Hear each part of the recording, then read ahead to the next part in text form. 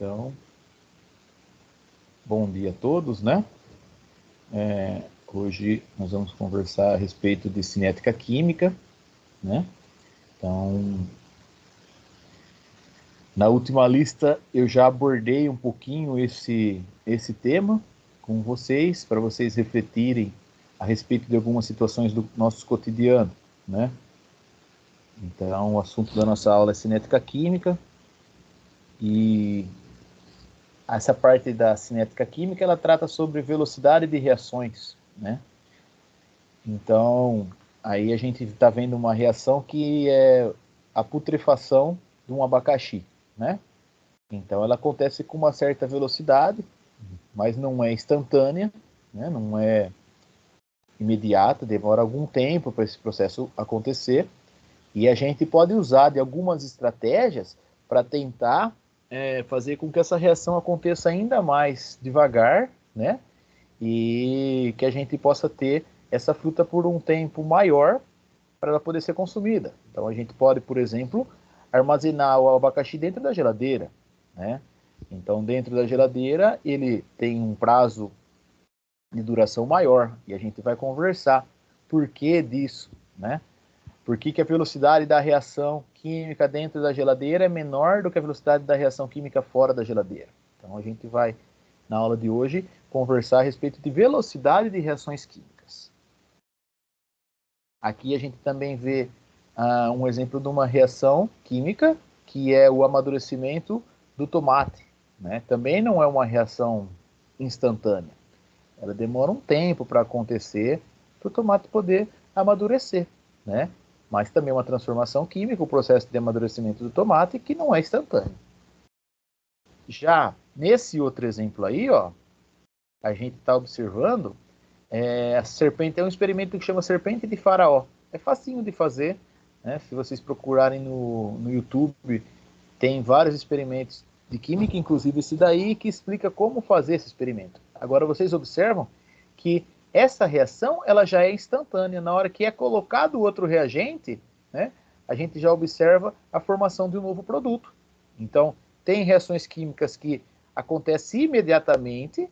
Por exemplo, se eu jogar etanol, álcool no carvão e riscar um fósforo, já vai começar a combustão do carvão. Então, a combustão do carvão é um processo instantâneo, é uma reação instantânea. A serpente de faraó, que é esse experimento que vocês estão observando aí, também é uma reação instantânea. Agora, a produção de petróleo, o apodrecimento de uma fruta, o amadurecimento de uma fruta, né? A deteriorização de estruturas metálicas, né? Oxidação de pontes, essas coisas, aí já são exemplos de reações não instantâneas, demoram um certo tempo para poder acontecer. Então, a primeira coisa é reação instantânea e não instantânea. Se vocês tiverem alguma dúvida, podem me perguntar, tá? Então, como eu disse para vocês, a gente vai estar conversando na aula de hoje a respeito de cinética química, que é a parte da química que estuda as velocidades das reações químicas, tá? Então, a gente tem cinética lá em física, que estuda velocidade, movimento. Então, em química, a gente tem cinética química, que estuda a velocidade das reações. Aí, a gente tem aqui vários alimentos, né, armazenados dentro da geladeira. Essa é uma estratégia para tentar diminuir a velocidade com que esses alimentos vão estragar, para que eles tenham uma maior vida útil. A gente tem aqui carne salgada, né? Então, também é uma estratégia para tentar aumentar o tempo para essa carne poder ser consumida. O café, ele vem embalado a vácuo, né, para aumentar o tempo de prateleira, para concentrar mais os aromas, né? Então, são algumas estratégias, são coisas que estão no nosso dia a dia, que às vezes a gente nem para pensar por que aquilo acontece, por que se eu fizer de outra forma vai durar mais, né? Então, está extremamente envolvido com o nosso cotidiano, esse assunto que a gente está conversando. Bom, quando a gente está em física e começa a estudar o movimento dos carros, né, movimento de corpos, a primeira coisa que a gente fala é velocidade média. Né? Numa reação química, a gente também consegue medir a velocidade média da reação. Como que a gente faz para calcular a velocidade média? A velocidade média em física é ΔS sobre ΔT. A gente já conversou nas aulas anteriores o que significa o delta, né? O delta é sempre, independente do que for, quando a gente vê delta, é final menos inicial. Então, para calcular a velocidade média de reações químicas, a gente também vai fazer delta variação da quantidade sobre delta T, né? Então, a gente vai ver quanto que variou a quantidade de determinado reagente ou de determinado produto dividido pelo tempo. Então, vamos supor que a gente começou um experimento, a gente tinha 10 gramas de etanol. Aí passou 2 minutos, a gente tem só 2 gramas de etanol. Então como que a gente vai calcular a velocidade média dessa reação? A gente vai fazer a variação do etanol sobre a variação do tempo. Então, se eu tinha 10 gramas de etanol e no final eu fiquei com 2 gramas de etanol, eu faço 2 menos 10, né? O final foi 2, o inicial foi 10. E o meu tempo final foi 2 minutos e meu tempo inicial foi 0. Pronto, aí eu divido a variação da quantidade pela variação do tempo e vou ter a velocidade média da reação de combustão de consumo do meu etanol, né? Então, se a reação tiver uma velocidade média muito alta, significa que ela acontece muito rápido, né? E já se a velocidade média for baixa, significa que a reação ela não ocorre muito rapidamente. Ela ocorre numa velocidade menor. Tá? Então a gente tem essa formulinha aqui que a gente vai calcular. Variação da quantidade, aqui está a variação da concentração final menos a concentração inicial, dividido pelo tempo final, menos o tempo inicial, a gente calcula a velocidade média da reação. Mas a velocidade média reflete a situação como um todo? Não, né? Velocidade média é a média daquele período. A gente pode, por exemplo, se for a velocidade média em física, você pega um carro, vai sair de Itabuna para ir para Ilhéus. A variação de espaço é aí 25 quilômetros, pronto, né? Mas você pode começar saindo de Itabuna, então tem trânsito, então aquele primeiro pedaço você vai mais devagarzinho, vai a 40, 50, aí chega na rodovia você já consegue andar a 100, mas tem hora que você pega um caminhão, aí você vai a 60, aí depois você consegue acelerar um pouquinho mais, vai a 90, e aí se você calcular a velocidade média, você vai ver que mais ou menos, vamos supor que sua velocidade média foi 70 km por hora nesse trecho. Mas isso não implica, né, qual foi a sua velocidade em todos os instantes, né? Então, se a gente medir numa reação química, normalmente o começo das reações químicas acontece muito rápido. E à medida que o tempo passa, a velocidade da reação vai diminuindo. Daqui a pouco a gente vai conversar a respeito dessa teoria e por que isso daí acontece. Quando a gente começa a reação, a gente tem muito reagente. Então, a velocidade é alta. À medida que o tempo vai passando, vai diminuindo a quantidade de reagente e a velocidade da reação química vai diminuindo, tá? Mas se a gente calcular a velocidade média, a gente não consegue observar muito essa situação, né? Porque a velocidade média, ela faz uma média daquele período, daquele tempo que você ficou monitorando as concentrações das espécies de interesse. Então, para calcular a velocidade média de uma reação química, Vm, a gente faz a variação da concentração do nosso analito de interesse dividido pela variação do tempo. Delta Q, que a gente fala a parte de concentração, quantidade, sobre delta T. Tá? Se eu pegar o gráfico de uma velocidade de uma reação química, no começo da reação química eu só tenho reagentes. E eu não tenho produto, né? E o que vai acontecer? À medida que o tempo passa, esse é um gráfico de concentração das espécies pelo tempo. Lembrando que numa reação química, antes da seta eu tenho os reagentes e depois da seta eu tenho os produtos, né? Então, vamos supor uma reação química aí, nitrogênio mais hidrogênio produzindo NH3, que é a reação de síntese da amônia. O nitrogênio e o hidrogênio são meus reagentes e a amônia é meu produto. No começo eu não tenho produto, então eu tenho no início só os reagentes e eu não tenho nada de produto. À medida que o tempo passa, a concentração dos reagentes vai diminuindo. Por que a concentração dos reagentes vai diminuindo? A concentração dos reagentes vai diminuindo porque está sendo consumido para formar os produtos. E à medida que o tempo passa, a concentração de produtos vai aumentando. Então, se eu fizer o cálculo de velocidade média e fizer assim, por exemplo, eu pegar aqui no tempo 1, vou marcar aqui tempo 1 e tempo 2. Se eu fizer para os reagentes, eu vou observar que a velocidade média vai dar um sinal negativo. O que significa esse sinal negativo para reagentes? Significa que essa espécie está sendo consumida, né? Porque o final, ele vai ser menor do que o inicial. A concentração final vai ser menor do que a concentração inicial. Né? Então, a gente vai calcular a variação da concentração, vai dar um valor negativo, vai dividir pelo tempo, então vai dar uma velocidade média negativa. Esse negativo só indica que aquela espécie está sendo consumida. Já se eu fizer o cálculo para os produtos, no começo da reação eu não tenho produto, e à medida que o tempo passa, a concentração de produtos vai aumentando. Se eu pegar e for calcular a velocidade média nesse intervalo aqui, eu vou observar que a concentração final foi maior do que a concentração inicial, né?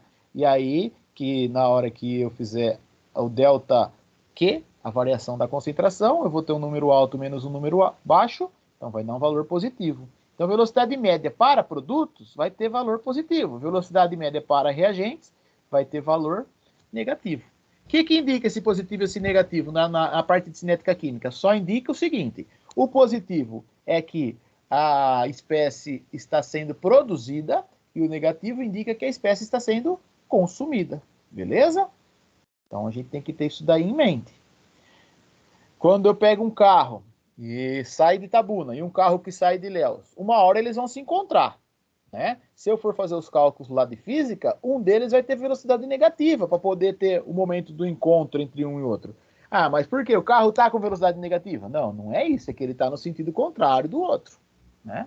Então, em física, a gente também tem um conceito parecido com isso daí. Na química, então, o sinal negativo indica que velocidade média, sinal negativo indica que a gente tem reagente que está sendo consumido, sinal positivo indica que a gente tem produto que está sendo formado. Bom, primeiro exercício aqui, ó, tá falando sobre a síntese da amônia. O exemplo que eu dei agora há pouco, né? Aqui já está devidamente balanceado. N2 mais 3H2 produzindo 2NH3. Essa é a reação de síntese ou de formação da amônia. Então, aqui tem um textinho que vai nos conduzir para que a gente possa resolver esse exercício. Suponha que no instante 10 segundos tem-se 12 mol de nitrogênio. E no instante 20 segundos tenha apenas 6 mols desse reagente. Qual que é a velocidade média da reação em relação ao nitrogênio nesse intervalo de tempo? Então vamos lá, vamos calcular a velocidade média. Tentando dar. Pronto. Deixa eu pegar aqui.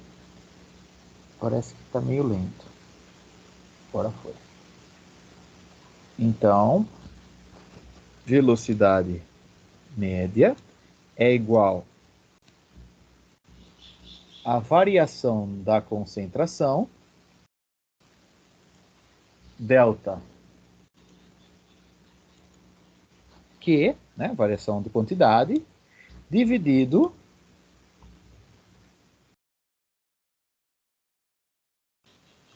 pela variação do tempo. Todo delta significa final menos inicial. Vamos ver as informações que a gente tem no nosso exercício. Foi dado a minha concentração inicial. Foi dada minha concentração final. Não sei, a gente vai ver lá no exercício. Foi dado o meu tempo inicial.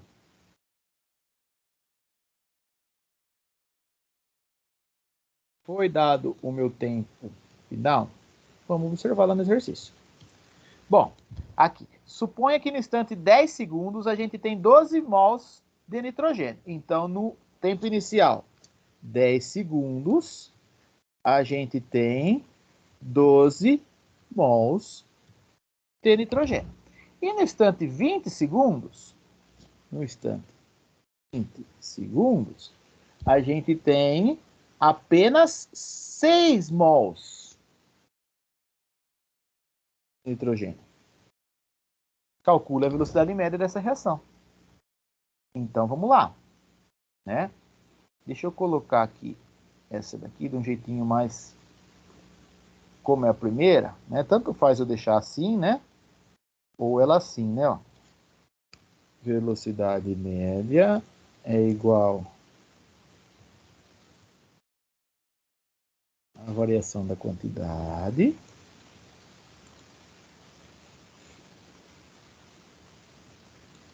dividido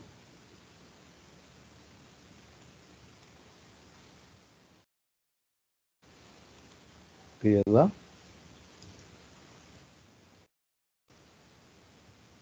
variação do tempo.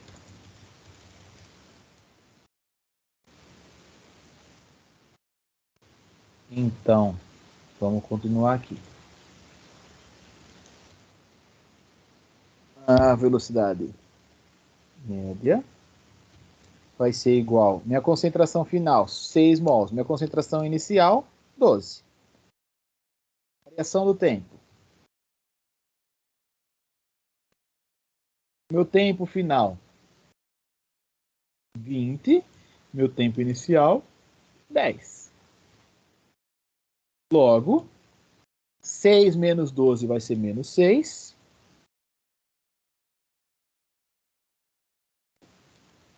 Dividido por 10. Então, vai dar menos 0,6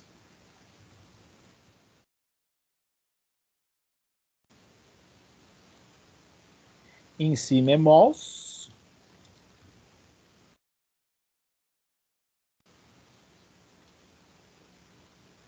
E embaixo é o tempo, mols por segundo. Ah, professor, mas não tem menos aqui. Lembra que eu falei para vocês? O menos só indica que é um reagente que está sendo consumido, tá? Então, indica que a gente tem uma espécie sendo consumida. Então, a gente pode até, nesse caso, né, desprezar esse menos. A velocidade da reação, letra C, 0,6 mols por segundo, tá? Esse menos indica que a gente está falando de um reagente, ele está diminuindo a concentração dele, né? Então, por isso que a velocidade média está dando um valor negativo. Beleza? Professor, Pode falar. se a gente for fazer um exercício, por exemplo, a gente pode deixar, por exemplo, a mesma conta, a gente pode deixar o menos 0,6 mols por segundo. Isso. Quando a gente faz o exercício, a gente deixa o menos, tá? Para poder evidenciar que a gente está falando de uma espécie que está sendo consumida.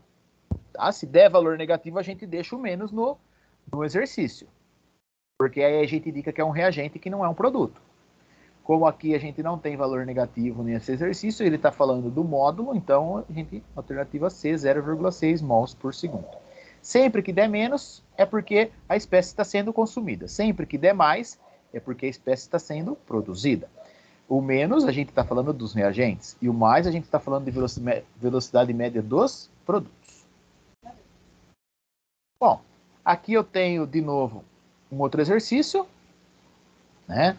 A gente está monitorando a concentração de A à medida que o tempo está passando. Então, vamos supor que a gente está lá no laboratório, a gente misturou A com B, e aí vai formar C mais B. Então, no começo a gente tem A e a gente tem B, a gente não tem C e não tem D. À medida que o tempo passa, vai acontecendo reação química, a concentração de A e de B vai diminuindo, porque eles vão sendo consumidos. E a concentração de C e de D vai aumentando, porque eles estão sendo produzidos. Então, a gente está monitorando lá no laboratório o que está acontecendo com o A. Então, no tempo zero, falei, ó, vai lá, prepara uma solução 2 mol por litro de A e mistura com B. Aí, no tempo zero, você foi lá e falou, professor, tem 2 mols por litro de A. Aí, passou 2 minutos, eu falei, e agora? Aí, você foi lá, observou, falou, ô, professor, agora a concentração está só 1 mol por litro. Aí passou mais 3 minutos, eu falei, e agora? O que aconteceu? Você falou, ô professor, agora ela foi para 0,5 mols por litro. Então, você foi monitorando. Passou mais 3 minutos, ela foi para 8 minutos 0,3. 11 minutos, ela foi para 0,2. Pronto. Então a gente monitorou até 11 minutos o nosso experimento, porque já ia ter outra aula, não ia dar tempo da gente ficar lá monitorando muito tempo. Aí eu pergunto para vocês, calcule a velocidade média da reação nos seguintes intervalos. Na letra A, de 0 a 5 minutos, e na letra B, de 5 a 11 minutos. Então a gente vai pegar e calcular nesse primeiro intervalo, de 0 até 5. A gente tem o tempo inicial, o tempo final, a concentração inicial, a concentração final. Só aplicar na fórmula. E depois a gente vai calcular nesse outro intervalo, ó, de 5 a 11 minutos. Então a gente vai dividir essa tabela, né, em duas partes. O começo da reação de 0 até 5 minutos e depois a segunda outra parte da reação de 5 a 11 minutos. Depois que já foi passado um tempo inicial, a gente está tendo um outro tempinho aí. Vamos calcular em cada um desses intervalos. Vamos lá. A fórmula da velocidade média é essa daqui.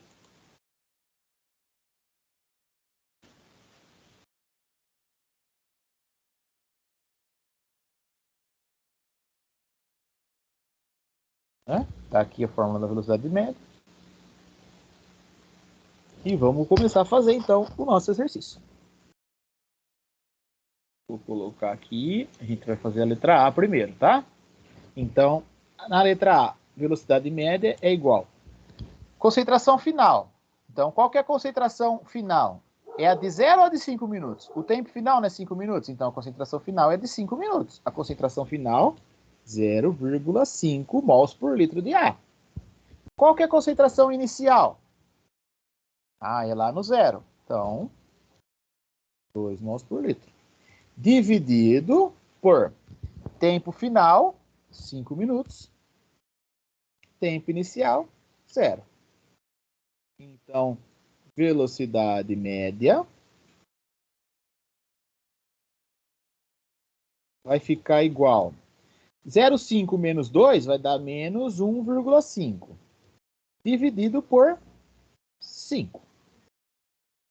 Então, a velocidade média no intervalo de 0 a 5 minutos foi de menos 0,3 mols por litro por minuto.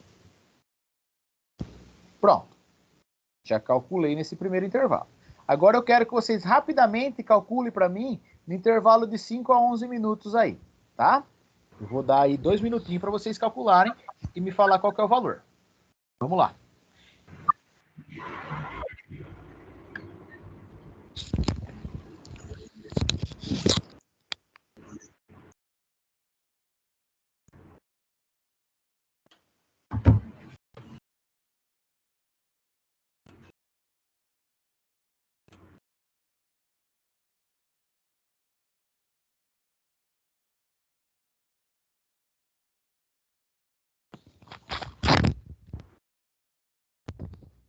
Bom, na letra B, a gente tem menos 0,05. Pronto, certo. Menos 0,05.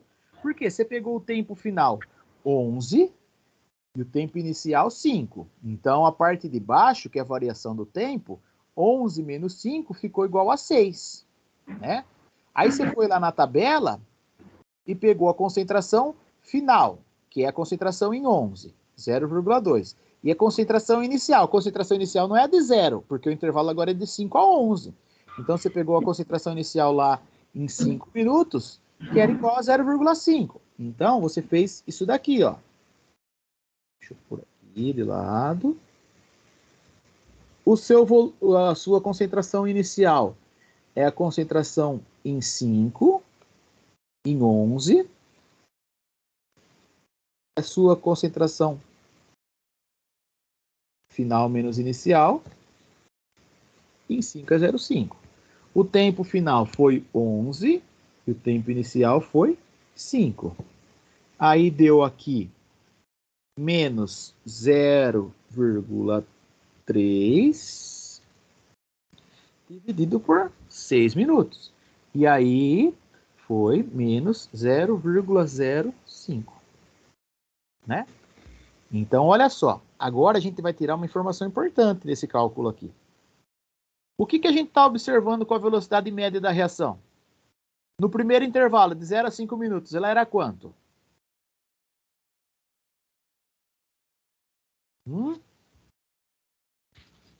Qual que era a velocidade média no primeiro intervalo, de 0 a 5 minutos, no começo da reação? Tá aqui, ó. Menos 0,3. E depois a gente foi e no intervalo de 5 a 11. Qual que foi a velocidade da reação nesse segundo intervalo? Menos 0,05. O que aconteceu com a velocidade média da reação? Ela foi igual? Não, ela foi diferente. No começo, a velocidade é 0,3. No final, no segundo período, é 0,05. Então, o que aconteceu com a velocidade à medida que a reação foi acontecendo? A velocidade diminuiu.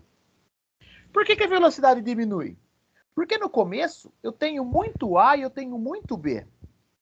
À medida que vai passando o tempo, a quantidade de A e de B vai diminuindo. Então, se vai diminuindo a quantidade de A e de B, eu tenho menos choques entre A e B para formar C e D. E se eu tiver menos choque entre A e B, o que vai acontecer? A velocidade vai diminuir.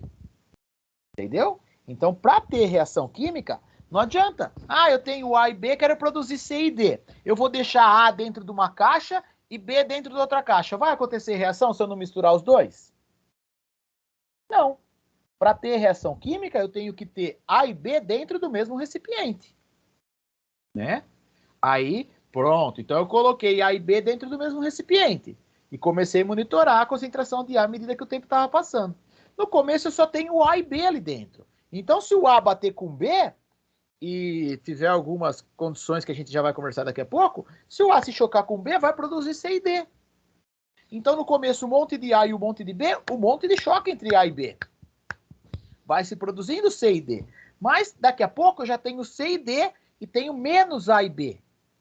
Aí, o que vai acontecer? Fica mais difícil o A encontrar o B para poder se chocar, porque eu tenho uma concentração menor de A e B no meu sistema.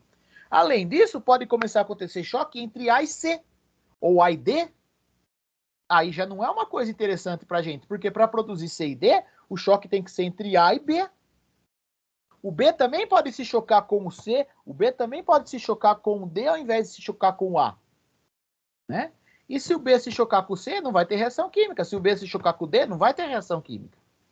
Então, à medida que o tempo passa, a velocidade da minha reação química ela vai diminuindo. Por quê? Porque surgem mais moléculas no meu sistema que são diferentes do que aquelas que eu queria que se chocasse para formar meu produto. Por quê? A concentração dos meus reagentes ela vai diminuindo.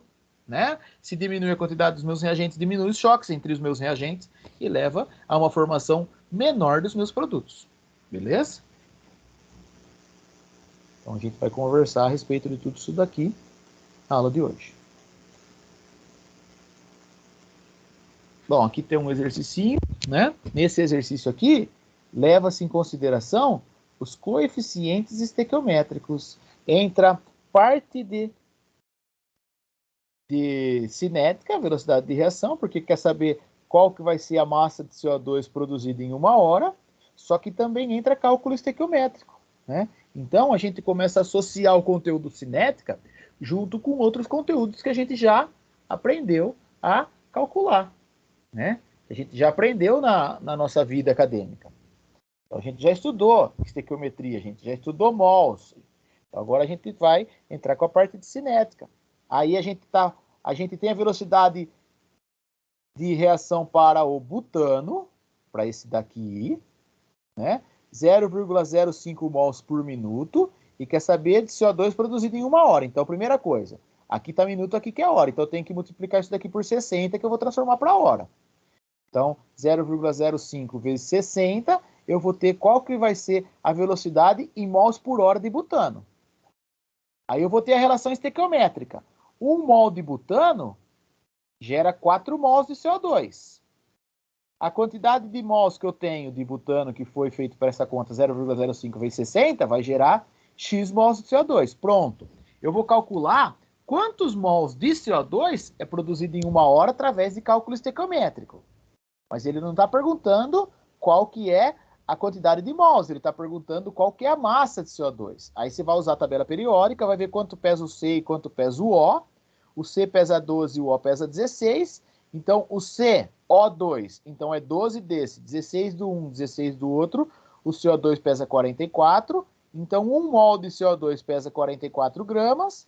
E aí, a quantidade de mols que você calculou através dessa relação estequiométrica, você vai colocar e vai colocar o X na parte embaixo da massa. Você vai calcular essa outra regra de 3 e vai ver qual que é a massa de CO2 produzida em 1 hora. Então, começa a ter associação de conteúdos junto com cinética, tá? Cinética não é complicado, mas às vezes quando você faz associação de cálculos estequiométricos junto com cinética, são pré-requisitos que você já estudou, né? Então, que tem a parte de cálculo estequiométrico e que aí é a junção de vários conteúdos para produzir um exercício, né, que possa vir no Enem, né, que possa vir num teste que você vai fazer aí para frente na vida, tá? Então, tá aí um exemplo, um exercício mais elaborado. Bom, mas o que eu preciso para a reação química acontecer? Eu já dei spoiler para vocês, né? Primeira coisa que eu tenho que ter para a reação química poder acontecer é que haja choques entre as moléculas dos meus reagentes. Se eu tiver duas caixinhas, uma com A e uma com B, e não colocar os dois junto, não vai chocar A com B e não vai formar outro produto. Então, é necessário que hajam colisões, é necessário que hajam choques efetivos entre os reagentes, tá? Então, agora, eu estava falando só de choque e aqui apareceu uma palavra aqui a mais, choques efetivos, né? Por quê?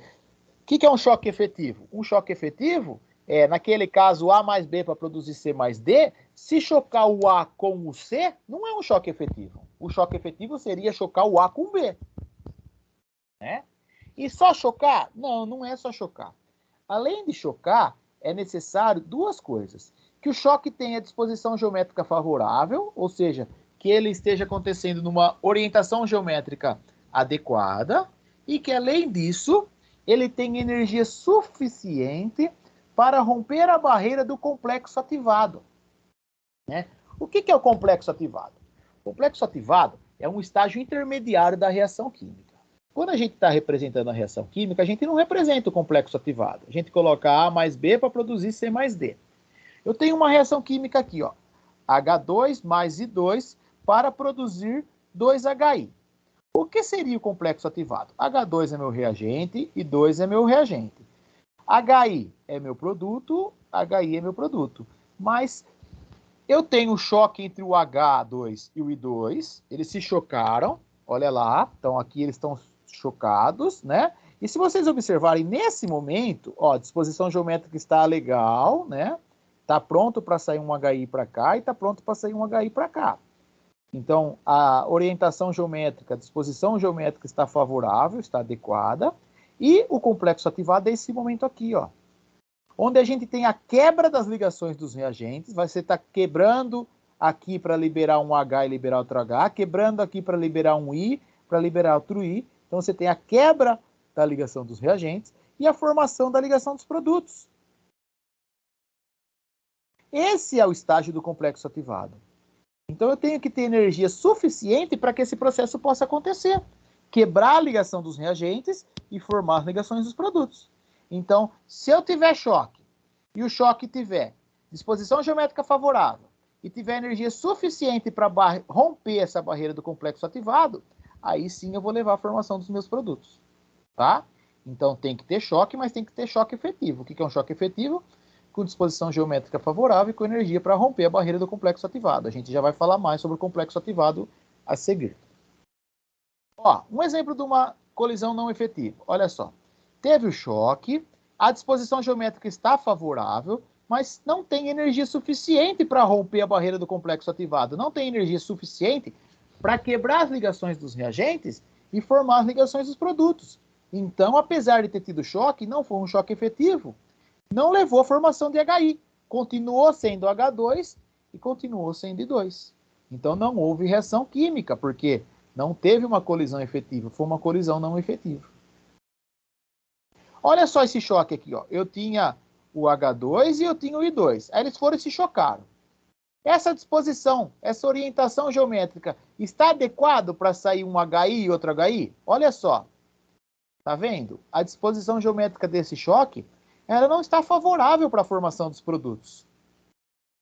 Então, se a disposição geométrica também não for favorável, não adianta ter energia suficiente para romper a barreira do complexo ativado. Se a orientação geométrica não for adequada, continua sendo H2 e continua sendo I2.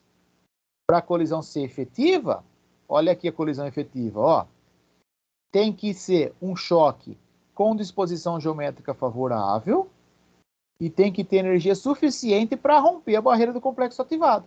Aí sim forma produtos diferentes dos meus reagentes. Então, eu tenho que ter choque, mas o choque tem que ter energia suficiente para romper a barreira do complexo ativado, ou seja, para que haja a quebra das ligações dos reagentes e a formação dos produtos, as ligações dos produtos, e além de ter energia suficiente, o choque tem que ter orientação geométrica favorável, orientação geométrica adequada para que possa ser colisão efetiva. Tá? Então, a gente tem que ter essas duas condições para que a reação química possa acontecer. Quantos mais choque eu tiver, maior a probabilidade de eu ter choques efetivos, né?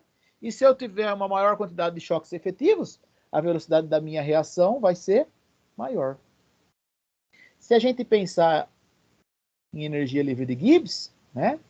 Quanto maior o grau de desordem, entropia, quanto maior a desordem do meu sistema, significa que eu estou tendo uma maior agitação lá dentro, então eu estou tendo uma maior colisão entre as moléculas, então eu vou ter uma velocidade de reação química maior também, quanto maior a entropia do sistema. Né?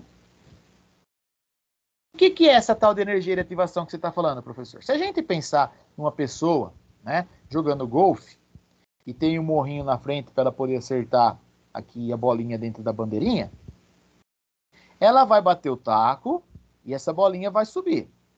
Se tiver energia suficiente, essa bolinha vai transpor esse obstáculo e vai vir para o outro lado. Mas se não tiver energia suficiente, a bolinha vai vir aqui e vai retornar para cá. É mais ou menos isso daí que é a energia de ativação. Energia suficiente para romper a barreira do complexo ativado para levar à formação dos produtos. Né? Então tem que ter energia suficiente para passar esse momento aqui, que é o momento onde há a quebra da ligação dos reagentes e a formação das ligações dos produtos. Se não tiver energia suficiente, a gente não leva a geração dos nossos produtos. Isso é uma analogia, porque, né, olha só, eu tenho aqui, de novo, a minha reação H2 mais I2, produzindo 2HI. Eu representei aqui a ligação HH, representei aqui a ligação II. Então, eles estão dentro do mesmo sistema, está começando a ter reação química, vai ter o choque entre o H e o I, né? E vai levar à formação do complexo ativado. Isso aqui é a representação do complexo ativado. Está quebrando a ligação HH, quebrando a ligação II, formando a ligação HI e formando a ligação HI. Esse é o complexo ativado. Se tiver choque com disposição geométrica correta, adequada, e tiver energia suficiente para romper essa barreira do complexo ativado, aí sim eu vou ter eu vou ter geração dos meus produtos, HI e HI. Quando eu estou representando num gráfico, o estágio do complexo ativado, ele é o estágio de maior energia dentro da minha transformação química. Então, é mais ou menos, vai ter um montinho, né? Igual aqui não tem um montinho. Quando a gente tiver o gráfico, na hora que tiver o montinho, o pico do montinho é onde está a formação do complexo ativado. Tá? E aí, a energia entre o reagente e o pico do meu montinho, onde está o complexo ativado, dos reagentes até o complexo ativado, essa energia aqui é chamada de energia de ativação. Então, aqui, novamente, uma definição de complexo ativado. Estágio intermediário da reação, onde rompe-se a ligação dos reagentes, formam-se as ligações dos produtos, e é o nível de maior energia no diagrama de caminho da reação. Olha só, eu tenho essa reação química aqui, ó. Né? Lembra que a gente tinha os gráficos de endotérmico e exotérmico? Essa é uma reação exotérmica, que eu tenho a entalpia dos reagentes alta e a entalpia dos produtos baixa. Então, significa que liberou calor. Mas aí, eu tenho aqui um montinho, ó. Tá vendo? Aqui em cima, não é o estágio mais alto de energia da reação? Então, aqui em cima corresponde ao complexo ativado. Aqui é onde está formado o complexo ativado. Se eu tiver energia suficiente para romper essa barreira, eu vou produzir C e D. Se eu não tiver energia suficiente para atingir o estágio do complexo ativado, eu vou continuar tendo A e B. Tá? Então eu tenho que ter energia suficiente para romper a barreira do complexo ativado. Essa diferença entre a entalpia, a energia dos reagentes e o pico da nossa reação, do nosso gráfico, é onde está o complexo ativado, é chamada de energia de ativação. Tá? É a energia necessária para ativar a reação química, para que ela possa começar a acontecer. Então, lembre-se, o complexo ativado é esse valor aqui no gráfico, tá? O valor mais alto do nosso gráfico corresponde ao valor de energia do complexo ativado. E se eu for calcular o que a gente chama de energia de ativação, que é a energia necessária para a reação acontecer, eu tenho que pegar o valor do complexo ativado menos o valor dos reagentes, da entalpia dos reagentes, eu vou conseguir calcular o que a gente chama de energia de ativação, que é a energia necessária para a reação acontecer. Se eu tiver uma energia de ativação baixa, mais moléculas vão conseguir transpor esse espaço e eu vou produzir mais produtos. Se eu tiver uma energia de ativação muito alta, então algumas moléculas não vão conseguir transpor essa barreira, consequentemente eu vou ter uma formação de produtos menor. Se a energia de ativação for baixa, provavelmente a velocidade da minha reação vai ser alta, né? Porque várias moléculas vão conseguir transpor esse espaço e vão conseguir produzir meus produtos. Já se a energia de ativação for muito alta, poucas moléculas vão conseguir romper essa barreira, então eu vou ter uma velocidade da minha reação baixa, tá? Bom, eu tenho um exercício aqui para a gente calcular a variação de entalpia e calcular a energia de ativação dessa reação. A mais B produzindo C. Então vamos lá, vamos fazer o exercício. Primeira coisa, está pedindo para calcular o ΔH. Vocês já aprenderam, né, que ΔH, a forma mais simples de calcular ΔH é entalpia dos produtos menos a entalpia dos reagentes. Qualquer delta, a gente já falou bastante, é final menos inicial. Então o ΔH não é diferente. É o H final menos o H inicial. O final da reação química é os produtos, o inicial da reação química são os reagentes. Então, para calcular o ΔH, basta eu fazer a entalpia dos produtos menos a entalpia dos reagentes. A entalpia dos meus produtos, A mais B produzindo C. Olha o produto aqui.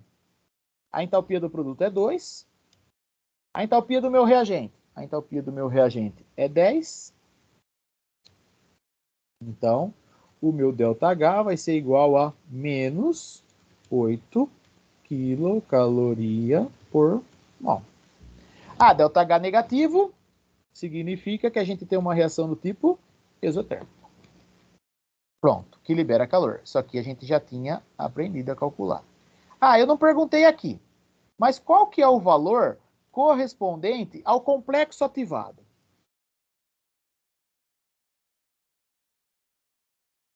Qual que é o valor de energia correspondente ao complexo ativado? Professor, você falou que o complexo ativado é o estágio mais alto de energia da nossa transformação química. Então, é o pico do montinho. Então, olha só onde que está o complexo ativado. Está aqui em cima, ó. Então, o valor do complexo ativado corresponde a 30 quilocaloria por mol. Dos reagentes é 10, dos produtos é 2 e do complexo ativado é 30. Mas qual que é a energia de ativação da reação química? A energia de ativação é 30? Não. A energia de ativação ela não é 30. Porque eu já tinha 10 dos reagentes para chegar até 30. Esse pedacinho aqui corresponde à energia de ativação. Do valor dos reagentes até o pico que corresponde ao complexo ativado. Então, eu faço o complexo ativado menos a energia dos reagentes. A energia de ativação vai ser igual a 30 menos 10. Então, a energia de ativação vai ser igual a 20 quilocaloria por mol. Tá? Esse pedacinho aqui já tinha essa energia. A energia do complexo ativado está aqui em cima. Então, para a reação acontecer, ela vai ter que ir de 10 até 30. Então, essa diferença aqui dá 20. Não é de 0 até 30, para você colocar que a energia de ativação é 30. Não. Ela é de 10 até 30, que dá o valor correspondente a 20. Beleza? Entenderam? Complexo ativado, energia de ativação. Complexo ativado sempre no piquinho da nossa transformação, que é o estado de maior energia. E energia de ativação, a diferença entre o pico e a energia dos reagentes. Bom, pode falar. Alguém quer falar alguma coisa? Eu ia pedir só para repetir esse último cálculo aí. Esse último cálculo? Ó, eu pedi para calcular o ΔH, beleza. Qual que é o valor do complexo ativado? O complexo ativado não é o estágio mais alto? Não é aqui em cima 30? Pronto, esse é o complexo ativado. Mas ele não pediu o complexo ativado, ele pediu para mim qualquer energia de ativação. O que é energia de ativação? É a energia necessária para a reação poder acontecer, né? Então, eu já tinha meus reagentes com os 10. E para a reação acontecer, eu tenho que passar o 30. Mas, então, ela tem que subir esse pedacinho aqui, ó, tem que ter essa energia, do 10 até o 30. Qual que é a diferença, então, do 10 até o 30? Foi isso que eu calculei. 30 menos 10, 20. Essa diferença, esse pedacinho aqui que eu estou destacando, ó, esse aqui, ó, só esse aqui, ó, do pico até aqui,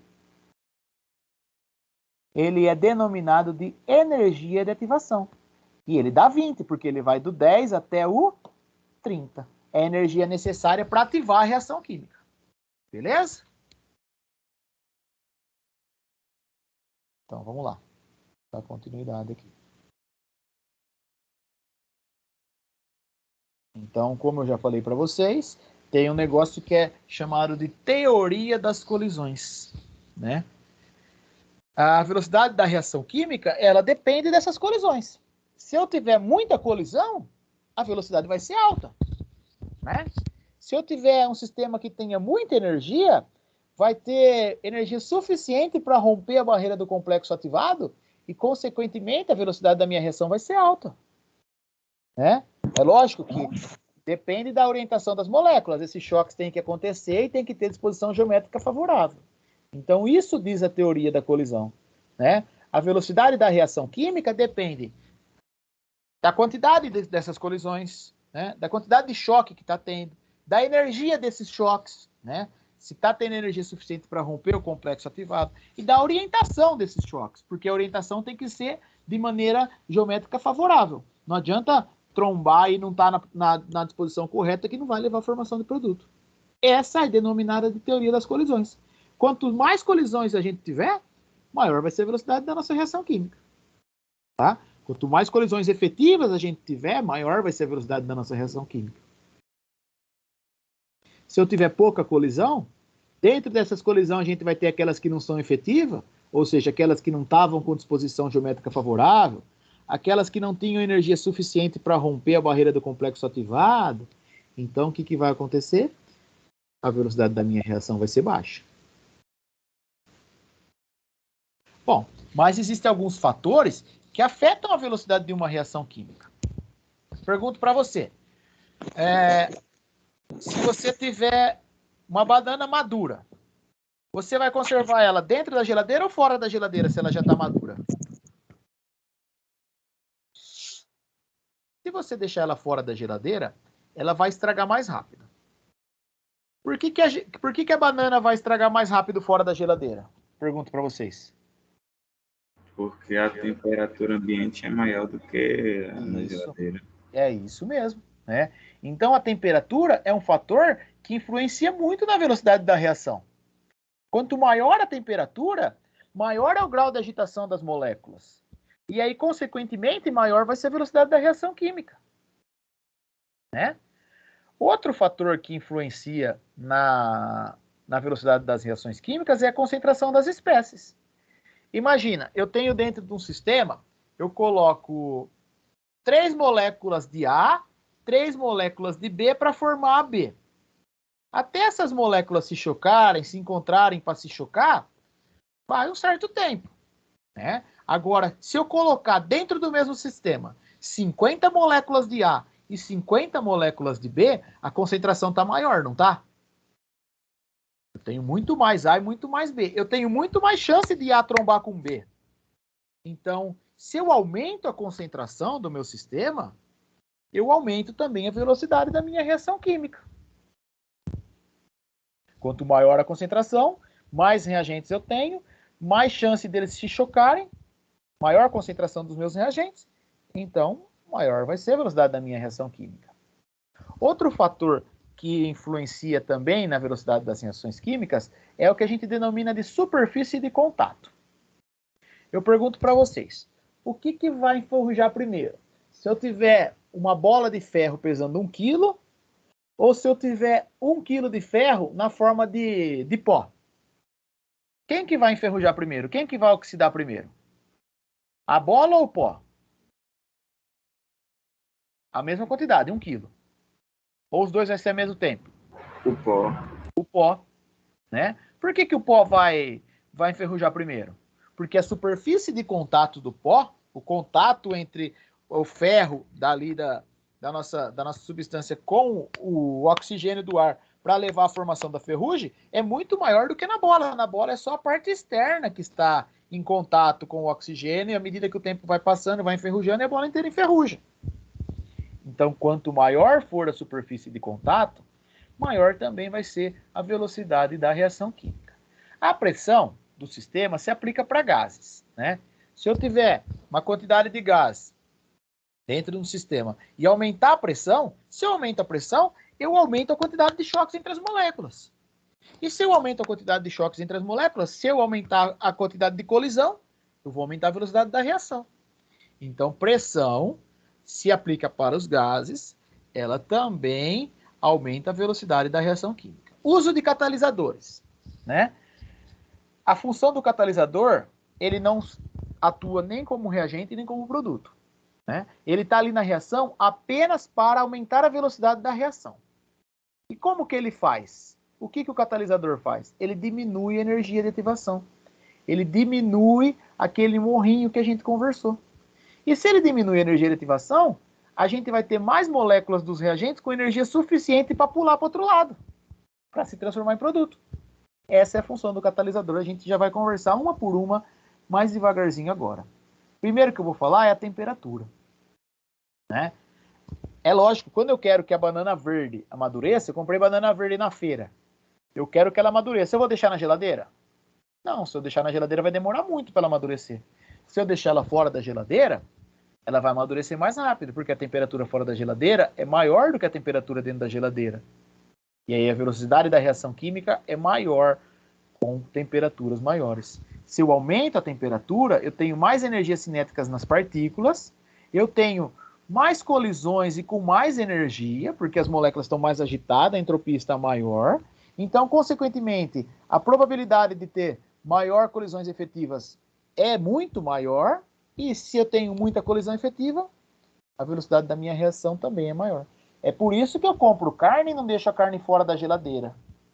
É por isso que o leite eu devo armazenar dentro da geladeira e não fora, né? Porque se deixar fora vai estragar mais rápido, porque a temperatura é maior. Concentração dos reagentes. Eu falei para vocês, se eu aumento a concentração, olha só, eu tenho dois sistemas aqui, ó. Aqui eu tenho as bolinhas azul e as bolinhas verde para formar bolinha azul e verde. Então, meus reagentes seriam bolinha azul, bolinha verde.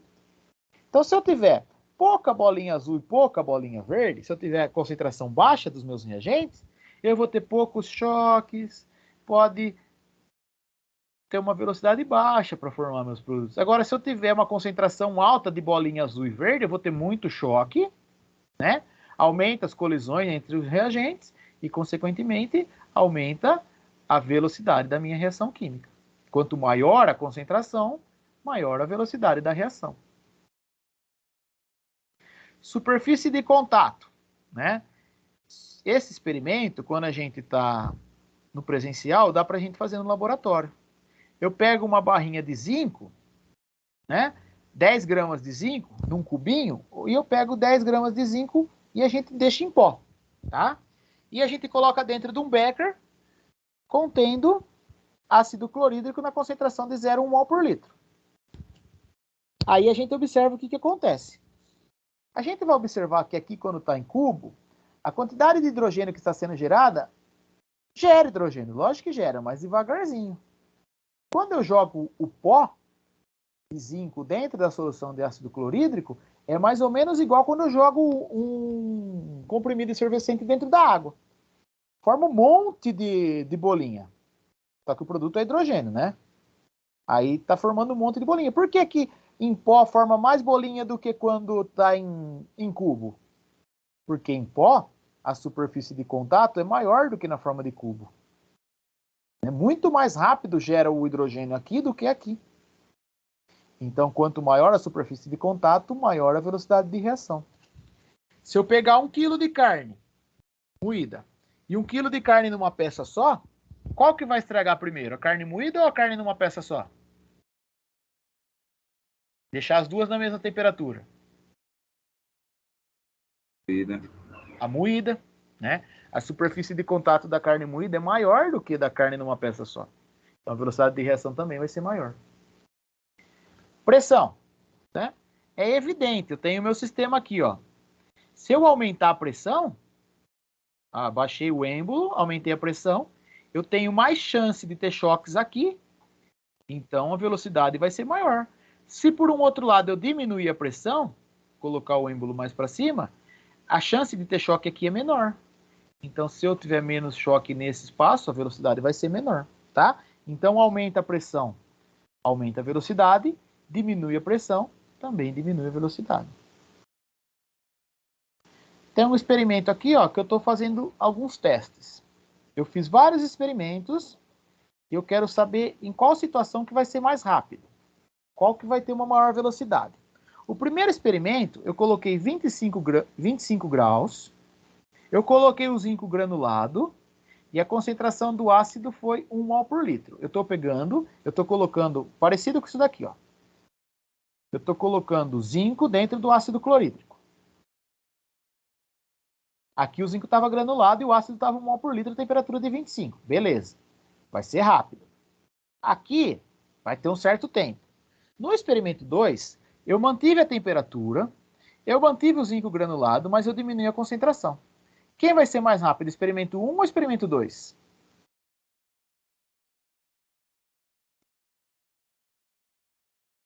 Alguém pode me ajudar? O 1. Por que o 1 vai ser mais rápido?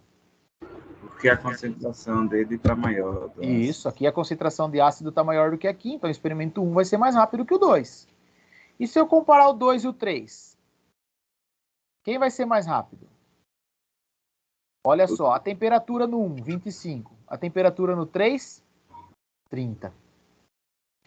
O zinco no 1 está em grânulo. O zinco no 2 está em pó. Então, eu tenho dois fatores aqui, ó. Eu tenho maior temperatura e eu tenho maior superfície de contato.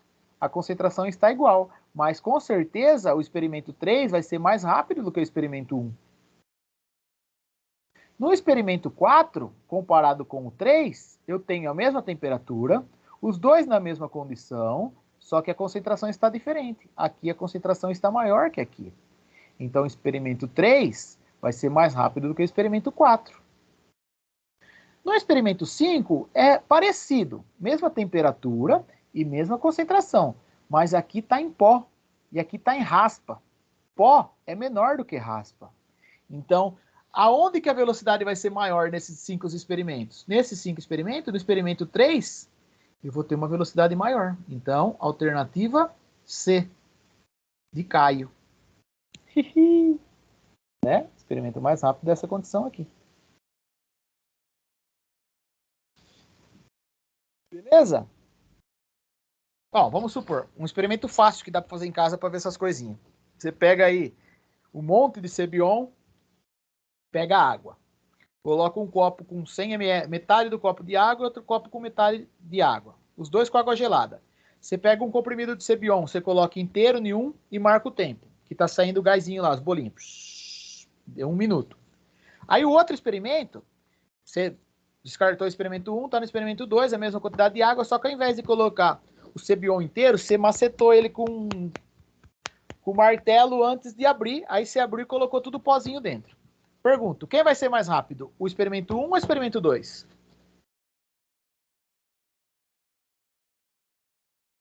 Com o Cebion inteiro ou com o Cebion macetado? O 2. O 2, porque a superfície de contato é maior. Se eu pegar 2 Cebion inteiro, colocar um na água a 25 graus e outro na água que eu fervi, qual que vai parar de soltar a bolinha mais rápido? O sem ferver ou o que eu fervi?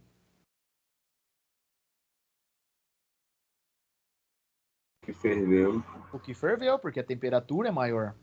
Agora, se eu fizer a seguinte coisa, colocar no que está com a água em temperatura ambiente, colocar um comprimido amassado, e o outro que está com a temperatura alta, colocar um comprimido inteiro, aí eu não sei. Né? Porque eu tenho dois fatores diferentes. Em um eu tenho a temperatura agindo e no outro eu tenho a superfície de contato. Então eu tenho que fazer experimento, monitorar o tempo para falar qual que vai ser mais rápido. Né? Então aí a gente tem que, quando a gente tem dois fatores atuando em conjunto, aí não dá para a gente chegar a uma conclusão de quem vai ser mais rápido. Beleza? Bom, então vamos falar um pouquinho de catalisador. Né? Já falei para vocês sobre o catalisador. Então, o que afeta a velocidade da reação? Temperatura, concentração, superfície de contato, para gases, pressão e uso de catalisador. Quando eu faço uma reação química e eu uso um catalisador, o catalisador ele não é representado nem nos reagentes e nem nos produtos. Em cima da seta da reação química, às vezes aparece alguma letrinha, PT, como platina, ou um símbolo de luz, né? Isso daí, quando está em cima da seta, indica que é o catalisador. Tá? A função do catalisador é não atuar como reagente nem como produto. Não vai mudar a entalpia, não vai mudar nada. O que ele vai mudar é a energia de ativação. A função do catalisador é diminuir a energia de ativação. Olha lá. Eu tenho aqui dois gráficos. Esse era o meu inicial. Eu tinha meus reagentes, aí eu tinha o meu complexo ativado aqui em cima, ou seja, eu tinha tudo isso de energia de ativação e tinha a formação dos meus produtos.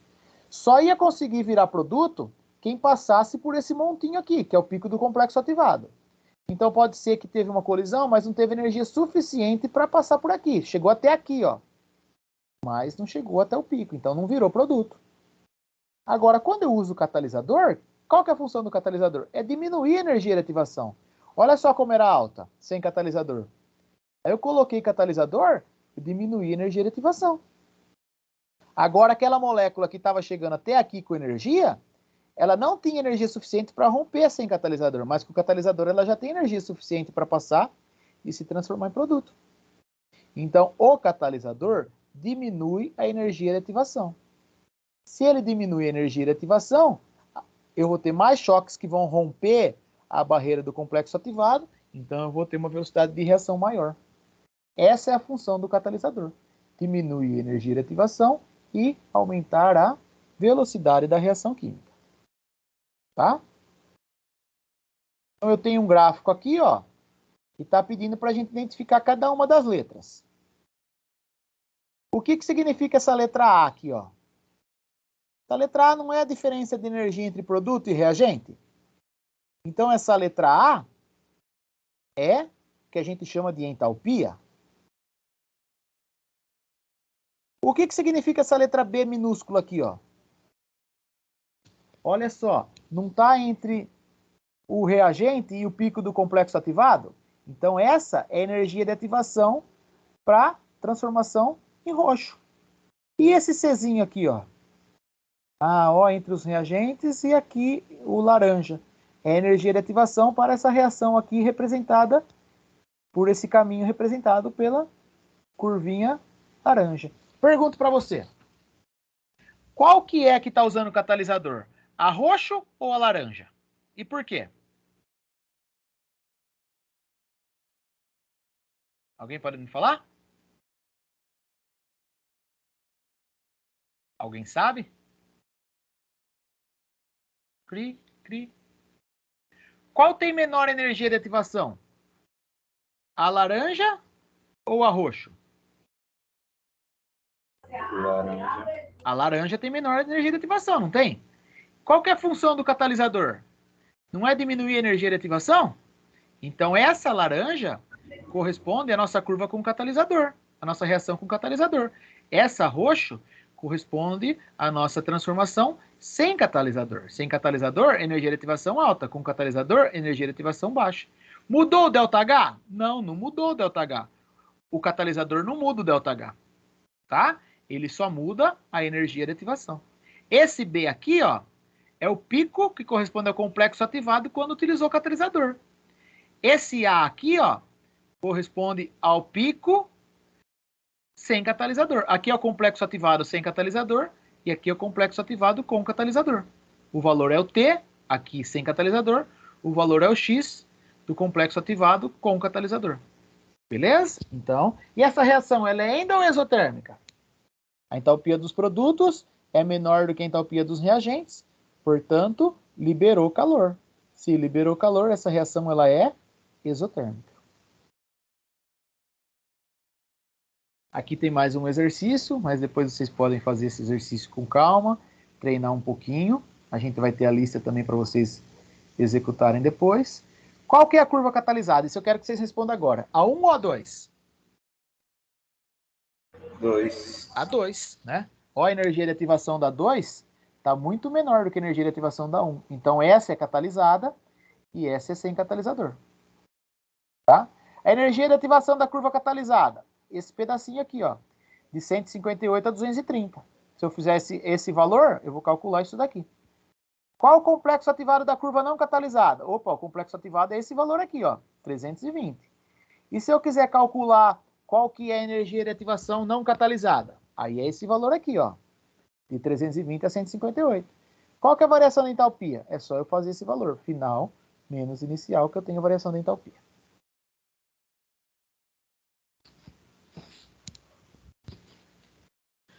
Bom, tem mais um exercício, uma série de exercícios aí, e depois a gente vai fazer. Eu vou continuar porque eu quero falar sobre a lei das velocidades das reações. Então, eu tenho uma reação química geral aqui. A mais B produzindo C e D. A velocidade da reação, ela só está relacionada com a concentração dos reagentes. Tá? Se eu tiver muito reagente, velocidade vai ter mais choque, velocidade vai ser maior. Se eu tiver pouco reagente, a velocidade vai ser menor. Então, para calcular a velocidade da reação química, velocidade vai ser igual a K, que é uma constante, né, que depende do experimento. Cada experimento tem um valor de K. Em cada temperatura eu vou ter um valor de K diferente. Então, eu posso...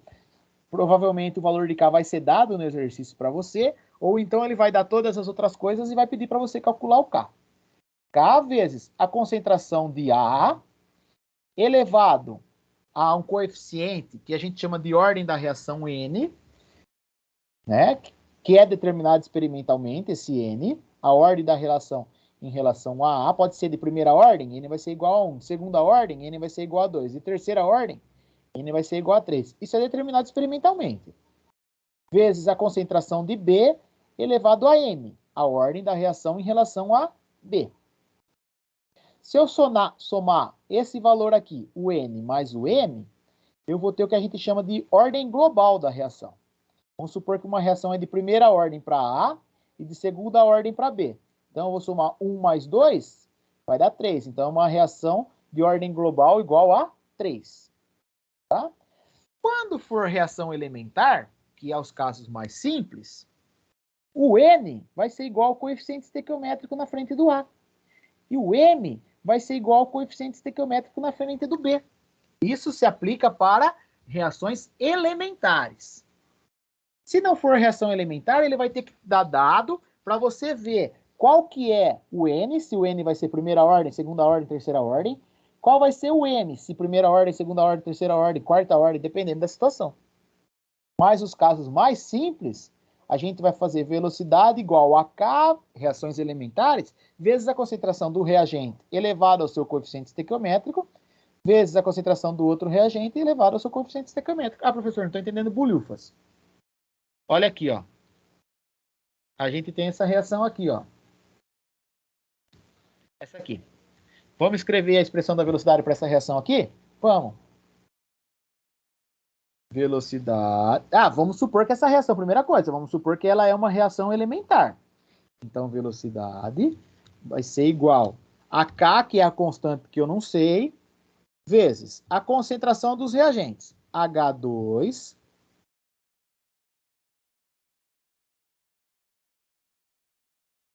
Qual que é o coeficiente estequiométrico que está na frente do H2? Professor, o coeficiente estequiométrico aqui não tem nenhum, então significa que é 1. H2 elevado à primeira vezes a concentração de I2,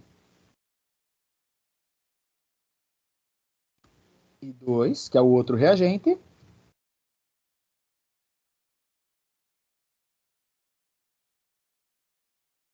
também elevado à primeira, porque o coeficiente é 1.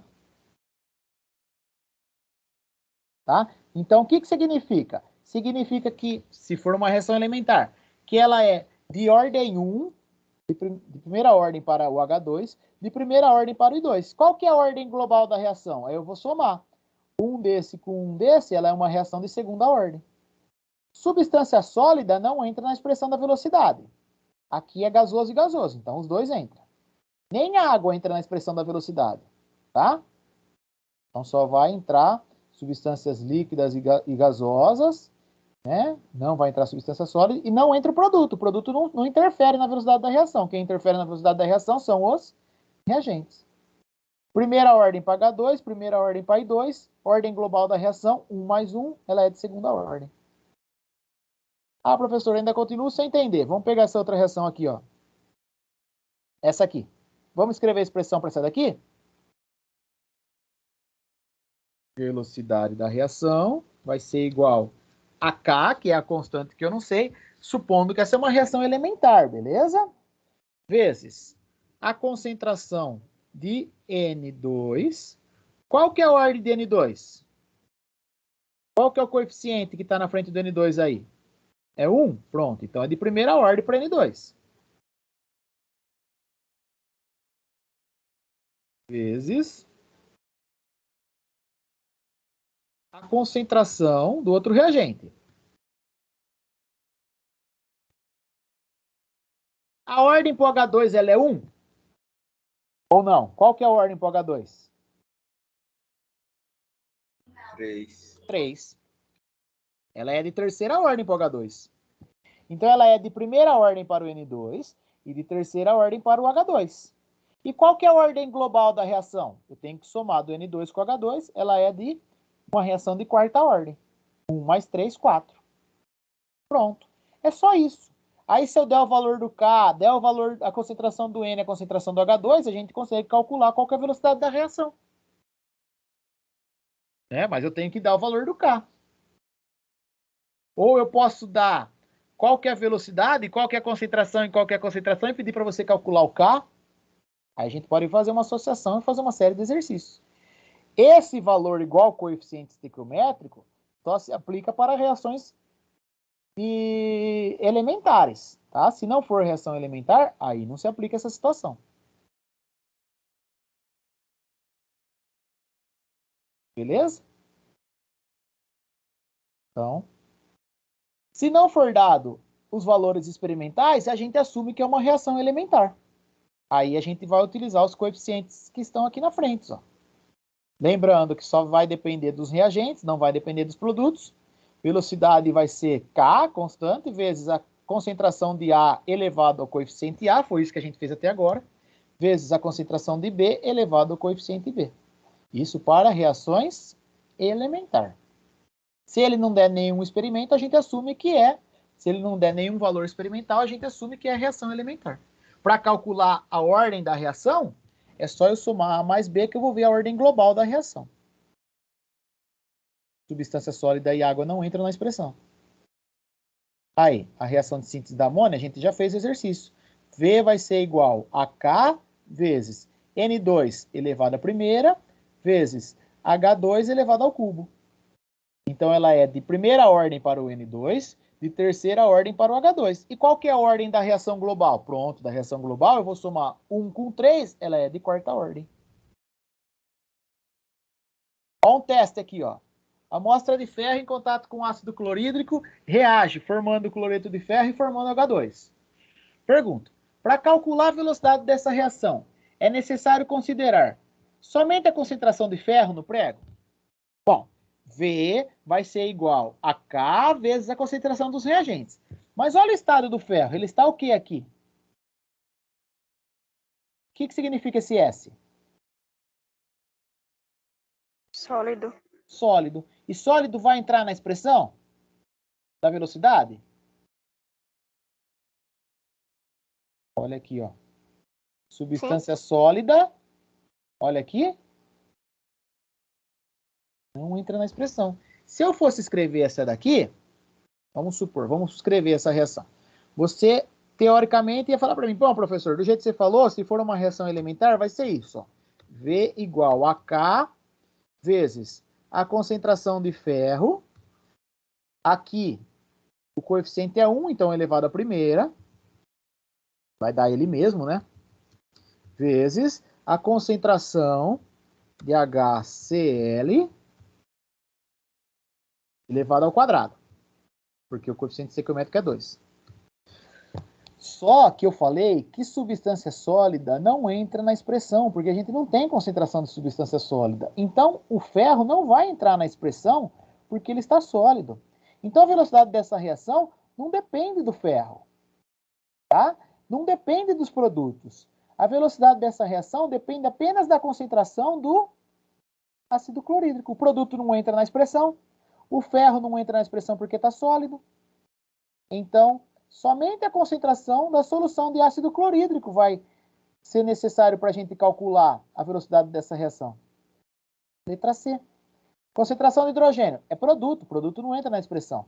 Concentração de cloreto ferroso formado é produto, não entra na expressão. Concentração da solução ácida, beleza, mas do cloreto ferroso formado? Não, esse não. Então a alternativa correta é a letra C. Beleza? Lembrando, substância sólida e água não entram na expressão. Bom, algumas reações químicas, elas acontecem em diversas etapas. Para escrever a lei da velocidade, eu devo considerar a etapa lenta da reação. Lembra que a gente fazia em lei de Hess? A gente fazia a reação em várias etapas e depois escrevia a reação global, ia cortando, né? Das etapas diferentes. A etapa daquela que fosse a etapa lenta, é a etapa lenta que manda na velocidade da reação. Tá? É ela que vai interferir na minha velocidade. As rápidas não interferem na minha velocidade. Então, a lei da velocidade sai a partir da etapa lenta. Como assim, professor? Olha só, eu tenho aqui a oxidação do brometo de hidrogênio. Ocorre em 3 etapas essa oxidação, ela não é direta. O ácido bromídrico reage com o oxigênio e forma essa substância. O ácido bromídrico reage com essa substância e forma essa outra substância. São várias etapas. Depois, essa nova substância reage com ácido bromídrico e forma bromo e água. Ocorre em 3 etapas. A primeira etapa é lenta, a segunda e a terceira etapa são rápidas. Então, da onde que eu vou escrever a expressão da velocidade? A expressão da velocidade da reação está relacionada com a etapa lenta, as demais eu desconsidero. Então, eu só vou usar essa daqui, ó, para escrever a expressão da velocidade.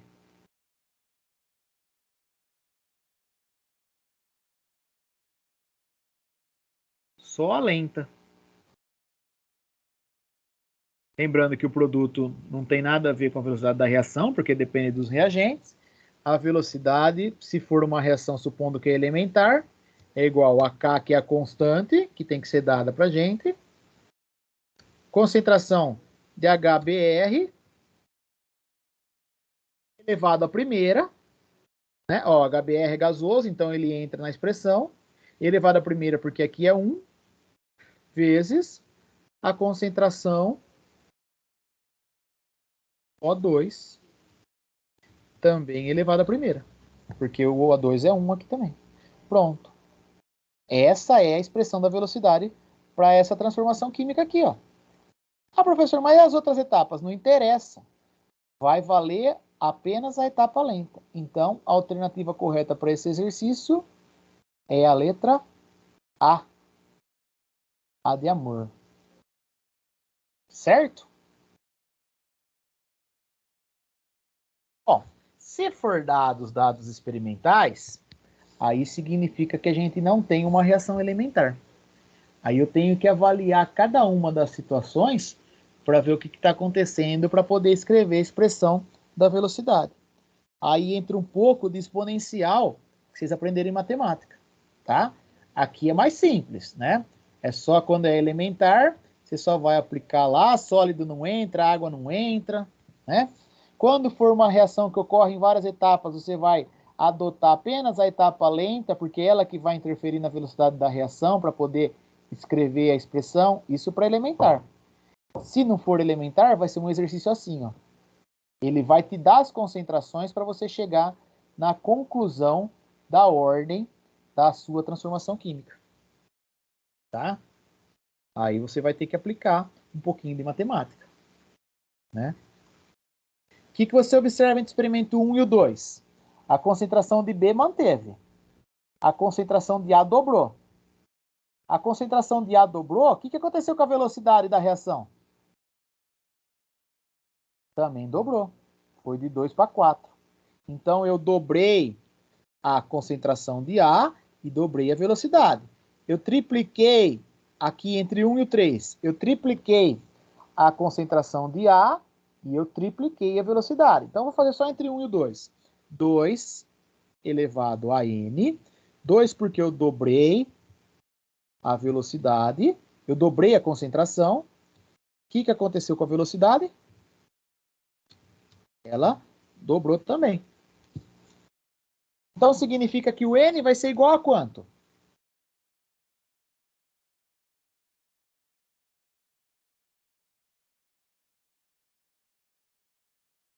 Né? Que número que o 2 elevado a ele vai dar igual a 2? Então, o N vai ser igual a 1. Então, ele é de ordem 1 em relação a A. Agora, vamos ver aqui, ó. Entre o experimento 1 e o experimento 4. Ah, você quer fazer esse teste também para outra? Aqui do lado, ó. Entre o 1 e o 3. Você triplicou a concentração de A, 3 elevado a N.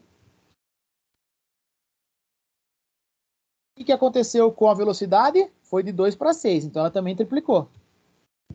Né? Então, quer dizer que o N tem que ser igual a 1, porque 3 elevado a 1 é igual a 3. Então, com esses dados, do 1, do 2 e do 3, eu consigo chegar à conclusão de qual que é a ordem em relação a A. Por quê? V é igual a K vezes a concentração de A, como não é elementar, elevado a N, vezes a concentração de B, elevado a M. Eu vou descobrir. Então, se fosse elementar, o A seria 2 e o B seria 3. O N seria 2 e o M seria 3. Mas ela não é elementar, foi dados gráficos para eu descobrir. Eu já descobri aqui, ó. O experimento 1, 2 e 3, eu descobri que o valor do N corresponde a 1.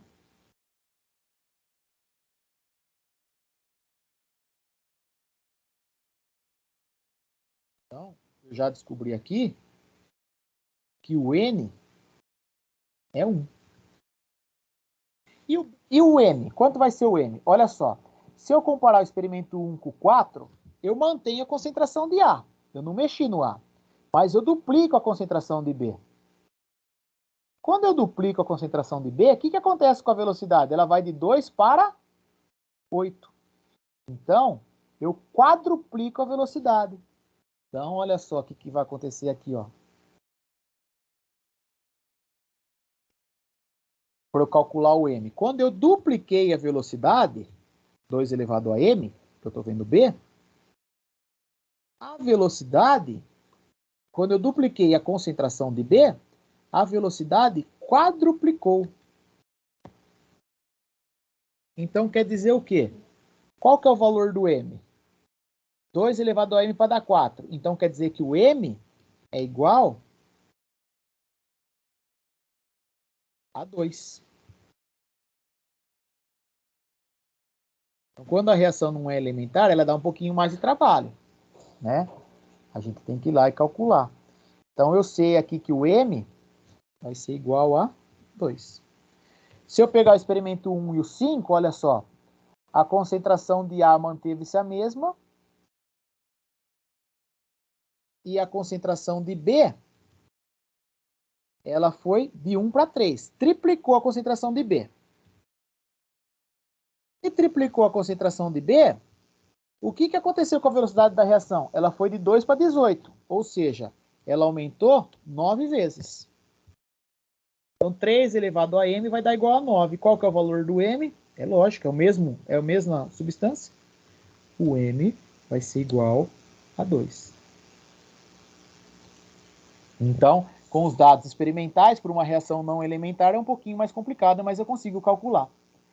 Ela ficou de primeira ordem para A e ela ficou de segunda ordem para B.